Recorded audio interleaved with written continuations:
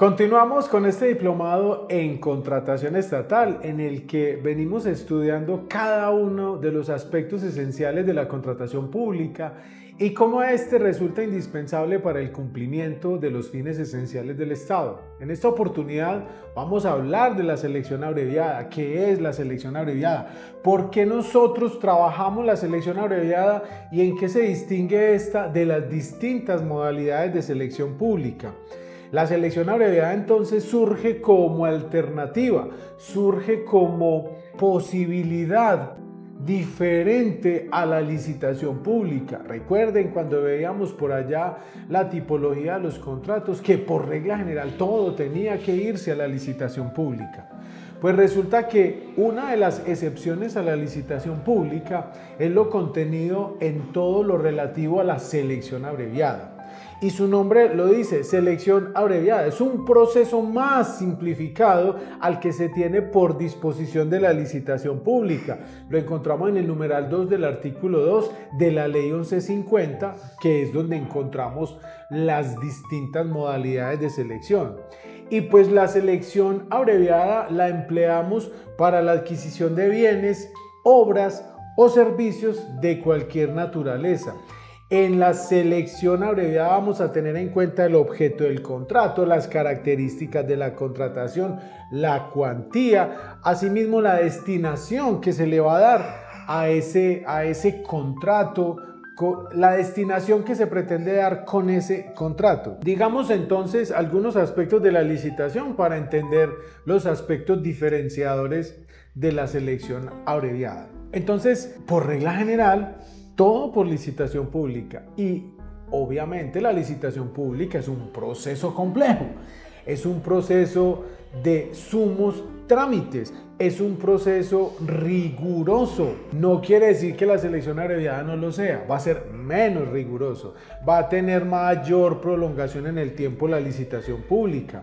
El proceso de licitación pública, conocido antes de la ley 1150 como concurso público de contratación, pues se crea precisamente para garantizar mayor transparencia, más concurrencia de oferentes, de interesados en el proceso, así como lo intenso del proceso puede rayar también en un proceso eminentemente burocrático. Entonces nos fuimos creando otros procedimientos de selección, entre esos la selección abreviada. Es un camino más ágil, es un camino más eficiente, donde vamos a contratar esos bienes y servicios, donde vamos a adquirir unas obras, pero en un tiempo más reducido. Esta modalidad de contratación nosotros la aplicamos precisamente cuando vamos a adquirir unos objetos. Vamos a desplegar unos objetos contractuales bastante concretos. Las circunstancias de la contratación, la cuantía del bien, de la obra o del servicio van a permitir justificar y nos van a mantener ese equilibrio entre la eficiencia y la transparencia, porque pues si la licitación pública el legislador nos la entregó para garantizar la transparencia, pues la selección abreviada nos la entregó para garantizar eficiencia.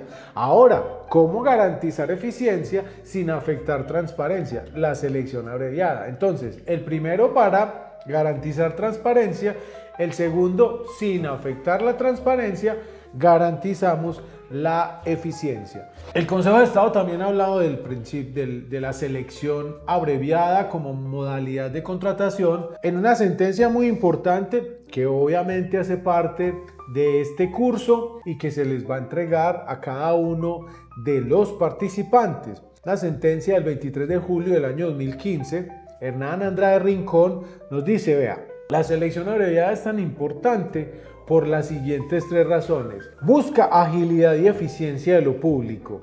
Entonces, si busca agilidad y eficiencia, pues entonces lo que va a controvertir, lo que va a minimizar son los riesgos de burocratización del proceso de contratación. Son los riesgos de burocratización. Esos riesgos de burocratización, pues lo que hacen es que se torne compleja el acceso a la contratación pública, que se puede afectar la libre concurrencia, esos fenómenos de burocracia. Entonces, lo que permite la selección abreviada es empezar a contrarrestar esos fenómenos. Otro segundo aspecto importante es la libre concurrencia de oferentes. Aunque el proceso sea simplificado, no quiere decir que se elimina la competencia. No, sigue habiendo competencia, libre concurrencia, pero obviamente en menos tiempo vamos a desarrollar este proceso. Como decía ahorita, se busca un equilibrio entre agilidad, entre eficiencia y transparencia, pero se garantiza la participación de todos los actores que participan en el proceso contractual. Dicho de otro modo, garantizamos que participen los diferentes actores de la licitación pública aquí en la selección abreviada, pero en menos tiempo. Y es una simplificación legal, dice la sentencia del año 2015 del 23 de julio expedida por la sección tercera del Consejo de Estado. La selección abreviada permite la utilización de mecanismos simplificados, permitiendo con ello que los procesos de contratación se adapten a las necesidades específicas de cada caso. Entonces esta sentencia a nosotros nos permite entender pues que simplificar un proceso no es sinónimo de corrupción. Simplificar un proceso no es sinónimo de le vamos a entregar a dedo a alguien. Simplificar un proceso es sinónimo de eficiencia, transparencia y libre concurrencia. Ahora bien, ¿qué procesos nosotros vamos a adquirir? ¿Cuáles son las características indispensables para que nosotros hablemos de selección abreviada? Primero, vamos a adquirir por selección abreviada todo lo que tiene que ver con adquisición de bienes de características o servicios de características técnicas uniformes. ¿Cómo así, profe? Claro, vamos a comprar 5.000 libros de estos, vamos a comprar 10.000 tabletas, vamos a comprar 1.000 celulares, vamos a comprar este equipo, vamos a comprar este tipo de insumos en gran cantidad, vamos a comprar escritorios, vamos a comprar tableros para dotar el colegio, vamos a comprar insumos, material de oficina. Son bienes de características, son servicios de características técnicas uniformes. Es decir, cualquier proveedor en el mercado puede ofrecerla. Lo que quiere decir esto es que de acuerdo a la funcionalidad, de acuerdo al servicio, a las especificaciones materiales y los procesos de fabricación, esos bienes son idénticos y cualquier persona los puede fabricar. Eso quiere decir que los bienes son de características técnicas y condiciones uniformes, los bienes y los servicios. Y viene otro acápite importante, que sean de común utilización, es decir, en el objeto a contratar debe señalarse que sean de común utilización. ¿Esto qué implica? ¿Esto a qué nos lleva a nosotros a deducir? Que sean de uso amplio en el mercado. ¿Por qué? Porque existen numerosos proveedores. Los proveedores son plurales que pueden ofrecerlos. Entonces esa silla me la puede ofrecer X cantidad de proveedores. Son de común utilización. La disponibilidad de proveedores garantiza la competencia y la posibilidad de obtener un mejor precio. Listo, entonces tenemos como ejemplos clásicos adquirir equipos de oficina, impresoras, computadores, mobiliario, todo lo que vamos a necesitar nosotros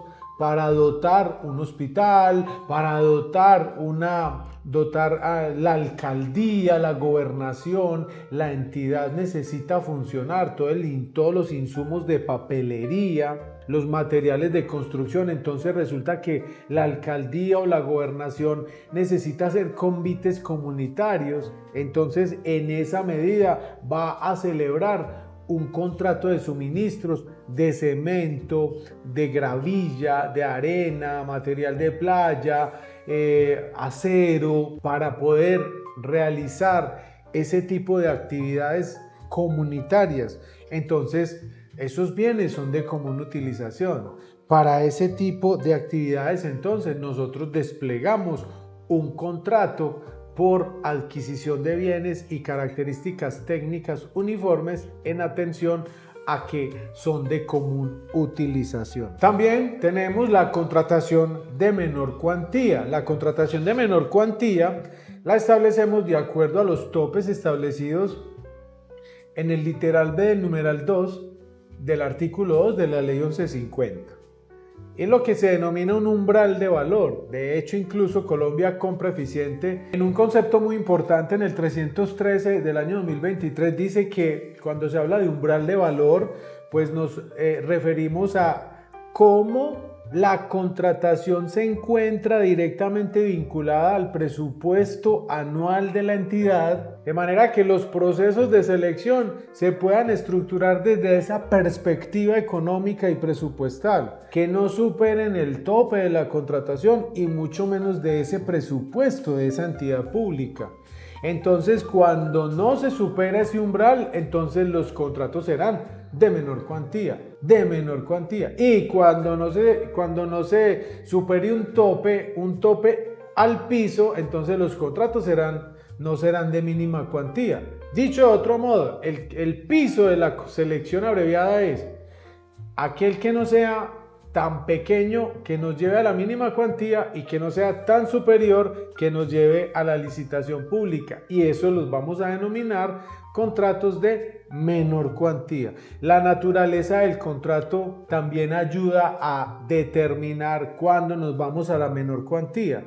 Bienes, obras o servicios que no se requieren de alta complejidad o de gran envergadura. ¿Listo? ¿Por qué? Porque, acuérdense, con anterioridad decíamos, bienes y servicios de características técnicas uniformes, claro está, pero cuando no son esos bienes, no los vamos a escoger por esas condiciones, entonces nos vamos por menor cuantía.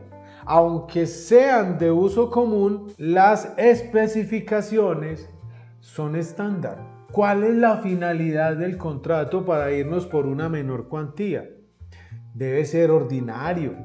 No implica proyectos de gran magnitud, de gran calado, o que requiera procesos complejos de contratación. La contratación para los asuntos relacionados al diario de la entidad pública, que no implique grandes inversiones o proyectos especiales, sería un caso típico de un contrato de menor cuantía. Vamos a hablar y a desarrollar cada una de estas acepciones y cada una de estas posibilidades de la menor cuantía, de la selección abreviada. También vamos a celebrar contratos por selección abreviada, todos los relativos a los contratos para la prestación de servicios de salud, todo lo que tenga que ver con atención médica. La ley reconoce esta necesidad de agilizarse este tipo de contratos, considerando su importancia para la población, para la satisfacción de los servicios requeridos por la comunidad. Ejemplo entonces, los contratos de salud que requieren una ayuda diagnóstica, terapéutica, preventiva.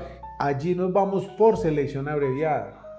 Aquellos contratos que requieren una prestación continuada del servicio, entonces también nos vamos por selección abreviada. Ojo, vamos a utilizar la selección abreviada cuando se decreta desierta la licitación pública. En un proceso de licitación anterior no se recibieron ofertas válidas o no se cumple con los requisitos legales por cada uno de los participantes y los interesados.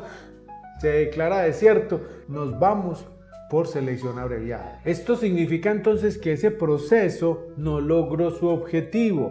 Esto significa entonces que al no lograr su objetivo para adjudicarlo por licitación pública, nos vamos entonces de manera alternativa y excepcional por selección abreviada. Es importante señalar esto, entonces se presenta como una opción de viabilidad. ¿Para qué? Para poder, nos vamos a ir a otra licitación. Cuando no se presentan, cuando los que se presentan no cumplen, nos vamos en selección abreviada. Recuerden, no es sacrificar transparencia, no, es garantizar eficiencia, porque lo que está buscando este tipo de modalidad es evitar demoras en la contratación y pues finalmente lo que necesitamos es garantizar la provisión de bienes y servicios que redundan ¿a qué? A que se cumpla el artículo 2 de la Constitución.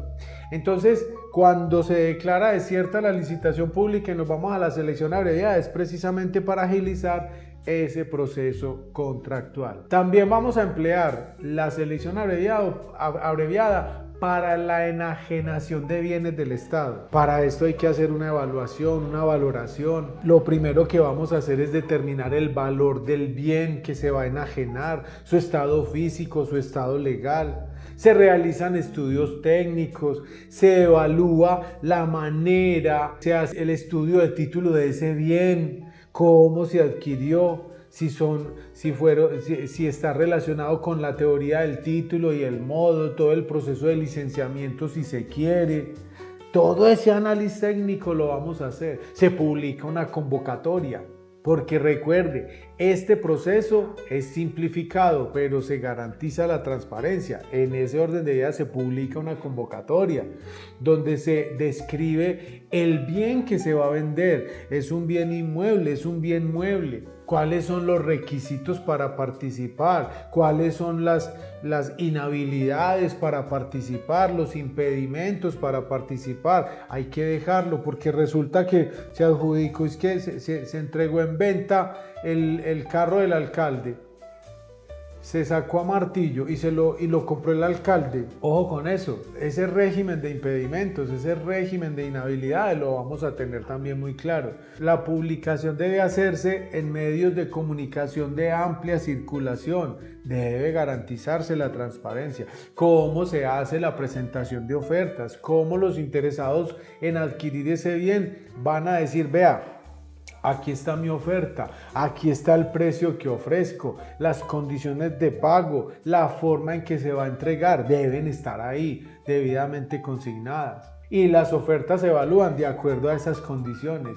Debe decir en ese proceso de convocatoria cómo se va a adjudicar y formalizar ese bien, cómo se adjudica a ese oferente que ha presentado la mejor oferta considerando en relación del precio, las condiciones de pago, la capacidad financiera del oferente. Todo eso lo tenemos que tener ahí, porque se lo ganó, es que el más vaciado del pueblo, y resulta que el más vaciado del pueblo, para los 4 meses, le transfirió ese bien al hermano del alcalde. Eso pasa en otros municipios, eso pasa en otros países, en Colombia no pasa. Se formaliza la venta mediante un contrato legalmente obtenido, legalmente configurado, si es un bien inmueble por escritura pública, si es otro tipo de bienes de acuerdo a las reglas civiles y comerciales existentes para ello. Continúe en este diplomado para que sigamos hablando de esas causales por las cuales nos vamos a ir